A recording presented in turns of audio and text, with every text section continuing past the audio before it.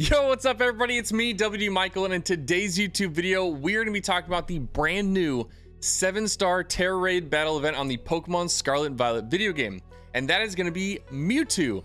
Pokemon Company announced it on the Pokemon Direct a couple weeks ago. We've had definitely a good chunk of time to prepare for it, research, and really kind of get our Pokemon ready for this event.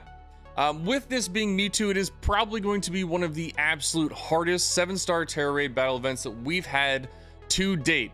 And the Pokemon Company has obviously realized that, and they've given us a bunch of help.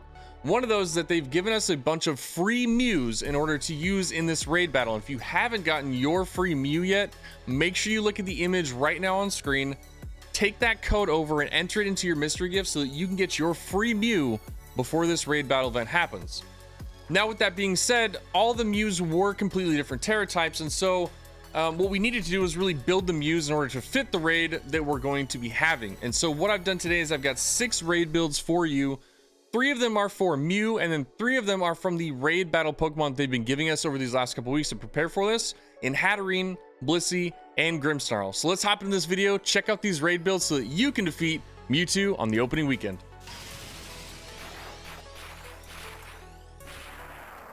Alright, so as always with any of these raid battle videos, we need to understand the Pokemon we're actually going to be facing up against in this raid. And in this one, it is going to be Mewtwo, one of probably the strongest legendary Pokemon, especially with the terrestrialization phenomenon.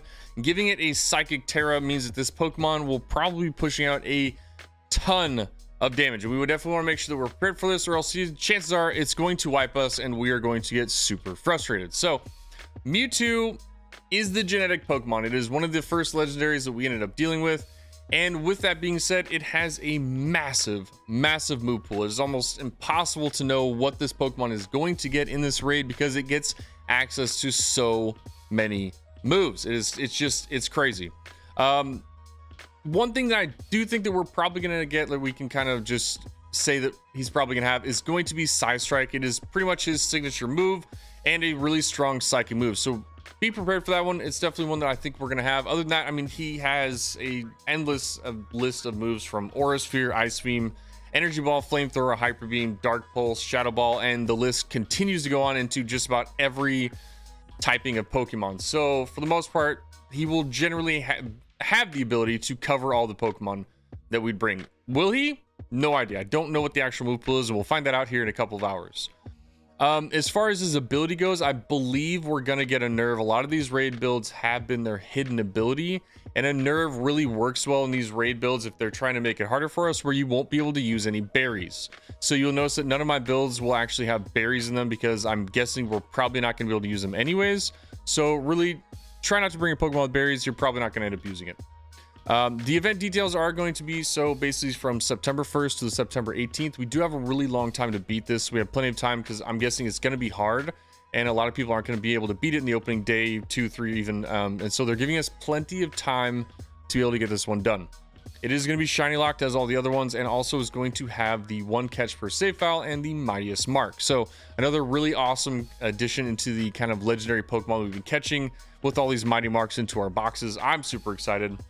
So yeah, that's pretty much, I mean, Mewtwo is going to be, he's going to be strong. He's going to be one of the hardest ones, and thankfully they gave us some really good options into this build. One, specifically the free Mews that we all got. We have a couple of other really good Pokemon they were giving us that kind of hinted at what's going to be good in this raid, so I stuck with those as far as the builds that I went because they seem to be the best options at the moment, and I'm going to go with it. That's going to be Mew, Blissey, Hatterene, and Grimmsnarl. Now with Psychic type Pokemon, there are 3 different kind of weaknesses, resistance, and immunity that we want to definitely talk about, and that is going to be Bug, Ghost, and Dark type Pokemon. And so with Mew being one of those Pokemon like Mewtwo where you can learn just about anything, Mew actually has the option of having quite a few different builds and Tera types, and so we're going to talk about each one and kind of what we can do with them. And so what we'll do is we'll actually start off with the Bug type Mew, which has some pretty cool moves that we're going to be able to use. So let's hop into that one next. All right, so here we are with our first Mew build, and this is going to be the Bug Tera Type Mew.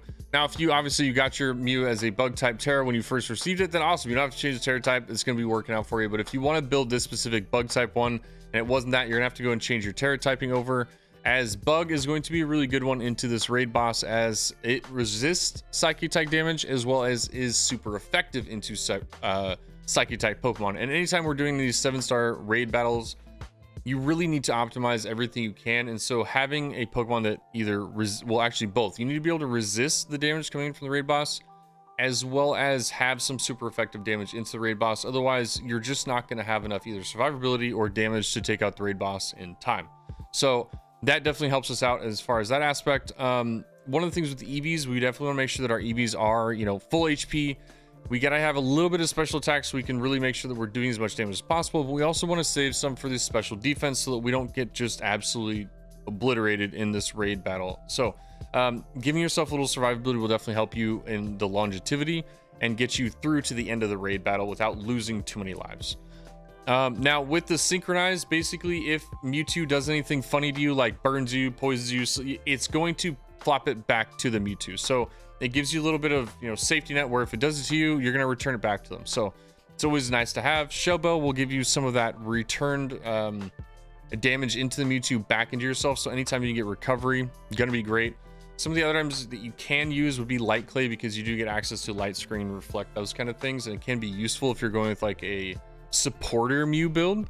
The other one is Assault Vest. There are definitely, with how many moves that Mew does have, you can definitely have a full attacking Mew and have the Assault Vest if you want to add a little bit more special defense and not worry about like the, you know, supportive part of it, which is totally option. You know, if you really want to go heavy offense, I say the Assault Vest is probably your best option. As far as the natures, I think Modest and Calm are great. Either if you want to go the supportive route, Calm is always great. If you want to go more of an attack heavy, Modest is also a good option. I was trying to make this, I was like, I can't really say one or the other. They both have viability, and so I would definitely just look at what you're building and how it's going to affect and stuff like that. So yeah, as far as the actual bug type moves, Pollen Puff seems to be one of the better ones that we've got. Just due to the fact that it can do some damage into the raid boss, and you can also heal your teammates. Anytime you can heal your teammates, fantastic. Always a nice option to have. Struggle Bug is going to actually drop the special attack of the Mewtwo, so it's always great. And it has 100% accuracy. Unlike Snarl, where it's a 95% accurate, Struggle Bug is 100%. So you don't have to worry about missing from time to time, because anytime you miss a move, it's wasted time, and you don't have a lot of time in these 7-star raids. So Acid Spray, drop that special defense down by 2. Always amazing, and plus because it does damage, even if their shield is up, you'll still be able to do it. One of the things that we've learned in the past is that once the Tera shield or the bubble goes up in front of it, you can't use any moves like Fake Tears because it doesn't do any damage to the raid boss. So if you're trying to drop down the special defense, it's always nice to have one that does damage like Acid Spray or something like Chilling Water, because you can always use it. You're not forced to just use it when it's either out of its bubble or before it. So something to keep in mind. That's another reason why Acid Spray is so good in these raid battles. Nasty Plot's always a great thing. If you get +2 special attack, I mean, you're going to start hitting like a truck. It's super helpful. Problem with it is that we don't know when the Mewtwo is going to negate any of the effects or like buffs on our side. So you really got to kind of, toy around with that. Is it going to be worth it? Is it not? It depends on how the build up goes and stuff like that. So some of the other moves that could be really helpful in this raid, so some solid mentions. Psychic Fangs could be another really good one. I don't know if the Mewtwo's gonna be dropping up any shields or screens. If it does, Psychic Fangs could definitely be a really nice option, so you don't have to worry about all that reduced damage. You can just remove those shields and start busting into the boss. Pounce is another one of those bug type moves that could be helpful. It will drop the speed of the Mewtwo down by 1 stage, so if we find ourselves constantly being just a little bit behind, and if the Pounce, or at least dropping the speed, is something that helps us get the upper hand in this raid battle, then it could be useful. I don't think it is quite as useful as some of the other moves at the moment. Before, like, haven't gotten the raid battle yet, so I don't know how important Pounce will end up being. If it is, that at the moment I don't think it's as important as the other ones. As well as Light Screen. You can always get access to Light Screen. Light Screen is going to be pretty big. I think at least somebody on your team should have access to screens. Mewtwo is going to be brutal, and anytime that you can mitigate some of that damage, it's going to be crucial. We'll go into some of the other Mew builds that we've got. This was the first one, it's the bug one, but we do also have 2 more, and the next one will be the Dark Tera Mew. Now that we've kind of gone over the Mew and just kind of like what we're expecting as far as raid boss, these next couple of builds aren't going to be quite as long just because there's not a whole lot we're going to be changing in them. It's mainly just going to be their Tera typing and a couple of moves to fit with that Tera typing. So now if you want to have a Dark Mew, or if you got stuck with Dark Mew off the bat and you don't feel like changing your Tera type, Dark Mew will definitely be another one of those ones that will work in this raid. Reason being is Dark is immune to Psychic, and so you're automatically going to get immunity to a huge amount of damage from the Mewtwo. Problem is you don't know if it's going to get a fighting type move, and if it does, then it's going to put your Dark Tera into a little bit of a trouble. So again, this all really depends on the move pool of the Mewtwo once we find out of it in a couple of hours. But Dark definitely does seem like a really solid option. Going to keep the EVs the same, Synchronize ability, Calm, Modest Nature. Same thing, you can definitely run Light Screen, Assault Vest, Shell Bell. They are all going to work in this depending on how you want to move your build, your actual move set. However it is, you can definitely make all three of those items work with this one. I think some of the strongest moves that a Dark Tera Mew could possibly have would be Dark Pulse. Dark Pulse is going to be your big damage dealing move with Dark. The other one is Snarl. Like we said before, Snarl is one of those ones where it has a 95% chance to be accurate, which means that in Pokemon, it's 50-50. You never know if it's going to hit or not. So just keep that in mind. But if you are going Dark Tera, it would make sense to have Snarl just because you'd have some extra stab damage. But if you really just don't want to miss out on the Snarl chance, I would just throw Struggle Bug into that slot and you'd be just fine. Acid Spray again, Nasty Splat. Same thing. We're probably going to keep Acid Spray on there at every build. It's just too crucial. Some of the other moves that you can use would be like Calm Mind, Reflect, and Light Screen. Being is that your Dark Tera and your Ghost Tera are probably going to be a little bit more heavy damage dealers. You can kind of mess with the special, or I'd probably go more modest so you can mess with the EV spreads a little bit. But that would be my kind of suggestion, is if you're either going to build your Mew as a super heavy damage dealing Mew, or you're going to build it as a support Mew. You have both options. Just make sure that you're playing with your EVs and your items appropriately so that you actually fit the role that you're bringing in as the raid. So let's get into the next one, which will be the last Mew build, and that's going to be Ghost Tera. All right, so for our final Mew build, we have the Ghost Tera. Again, Ghost is going to be immune, or not immune, but specifically resist the Psychic type damage, will also be super effective into it. One thing that you get extra with Ghost, that if you do go Ghost Tera and then Mewtwo knows Aura Sphere or something along those lines, you actually have yourself a nice little immunity. Well, actually possibly from both, because like if it has Hyper Beam or Aura Sphere, you possibly have an option of being immune to two different types of moves, which can always be great. So definitely it'll be something we have to just keep our mind on and remember as we go through these raid builds, because there's gonna definitely be one of these Mews that is gonna take, like the reins as the best build. So we'll just kind of keep that in mind. I don't know which one it's gonna be yet, but let's prepare for it. With this one, you're gonna get Shadow Ball, and now with the toss up between Shadow Ball and Dark Pulse. Dark Pulse has a chance to flinch, but it's not really gonna mean a whole lot in these raid battles. I think Ghost Tera specifically has an upper hand just due to the fact of what Shadow Ball does. Shadow Ball has the actual chance of dropping the special defense of the Mewtwo. So if we have the chance of dropping some of the stats that's actually super important, my gut tells me that the Ghost typing is going to be a little bit more beneficial just due to that fact. Now with that, again, like we said, Struggle Bug, Acid Spray, Nasty Blot are going to be really a core set of moves. You can always go with Calm Mind, Reflect, Light Screen if you would like to. But yeah, I think the Ghost Tera in my hand I would probably go Bug Tera, Ghost Tera, and then lastly the Dark Tera. I think the Dark Tera is the worst in the books, like just reading the moves and stuff like that. But we'll see how it goes. They definitely all got their own little like advantages and disadvantages to them, so it'll be cool to see how it plays out here in a couple hours when the Mewtwo raid actually drops. So those are all of our Mew raids that I've built these last little while as far as Mew goes. So what I want to do next is go over the 3 Pokemon that they were giving away to us in the raid battle events as other options to bring to these raid battles. So let's kick it off first with our big old egg-loving friend, Blissey. All right, so here we are with Blissey. Blissey is going to be what I think just going to be like the epitome of a really big supporter Pokemon, and that's kind of what I'm getting out of at least 2 of these Pokemon out of the 3. The Blissey and the Grimmsnarl are going to be really heavy supporter Pokemon. The Hatterene has an option of being a decent like attacking Pokemon, but still has some really good supportive moves. So for the most part, Blissey, Grimm, and Hatterene are probably just going to be supporting your Mew a lot, and so keep that in mind when you're building them. Blissey is one of the cool ones where I was looking at this, as far as damage dealing moves that it gets that could be helpful into Mewtwo, it gets Shadow Ball, which is kind of crazy. So you'll be able to actually hop into a Ghost Tera Blissey, get rid of your weakness for fighting if it does have a fighting type move, and then give yourself a stab type damaging move into the Mewtwo. Obviously you're Blissey, you're not gonna be doing a ton of damage, but you're gonna be able to help out your team. And also maybe even drop the special defense. So that's pretty cool. The other moves that Blissey gets are super supportive and honestly are going to help your team a lot. Life Dew heals everybody in your party. Helping Hand makes sure that you can just Helping Hand your Mew and just watch it blow things up.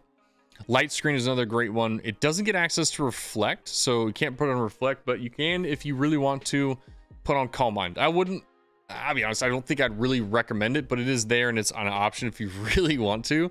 But I think the Shadow Ball, Life Dew, Helping Hand, Light Screen will probably be the best raid build for Blissey. And will definitely help you out as far as a solid supporter Pokemon. I like Blissey. I think it was cool they had released it in this kind of grouping, as it does definitely have, you know, the moves and the abilities to actually help out in this raid. So let's hop into the next one, which is going to be Grimmsnarl. All right, so we've got our prankster Pokemon Grimmsnarl. Now, Grimmsnarl is going to be another one of those dark type Pokemon who's going to have a lot of resistance, but he has some pretty cool things that he could utilize in this raid battle event as a physical attacker that the other ones can't. So I think the Grimmsnarl is gonna be a cool one. Obviously I think we go with the prankster ability. It's just one of the better abilities that it has and can help you out if you want to bring Light Screen, Reflect, all that other kind of stuff. It gives you that priority access, so definitely something nice to have. Now with this one, I think is really cool is that Grimmsnarl gets some really awesome attacking moves that can help you out. A couple of those are things like Crunch, which can drop the defense of Mewtwo, Spirit Break, which can drop the special attack of Mewtwo, Fake Tears, which can drop the special defense, Light Screen, Foul Play, depending on how much attacks, how much the attack stat is on Mewtwo. Foul Play could be a really solid damaging move that you could use, and also Reflect. So yeah, I really think that I was actually really surprised when I was setting up this raid build at how well suited Grimmsnarl is to this raid, and I think it's going to be, you know, I think it could do really well in this one, man. I think he's got a lot of what you need in order to make these, you know, a lot of times people bring up Pokemon that they want to bring into a raid, but they're kind of missing areas. Like they don't have a full 4 moves that could really be useful. Maybe they only have one move that's actually useful, and the other ones are like, well, I can't really use this in a raid. Or their stats are kind of off. You know, there's all sorts of reasons why certain Pokemon just don't end up being talked about for certain raids. And I feel like Grimmsnarl really has everything it needs to be successful. So yeah, I'm excited about this one. Definitely a top tier physical attacker for the Mewtwo raid. So let's hop into the last raid build for this video, and that is going to be the Magic Bouncer Hatterene.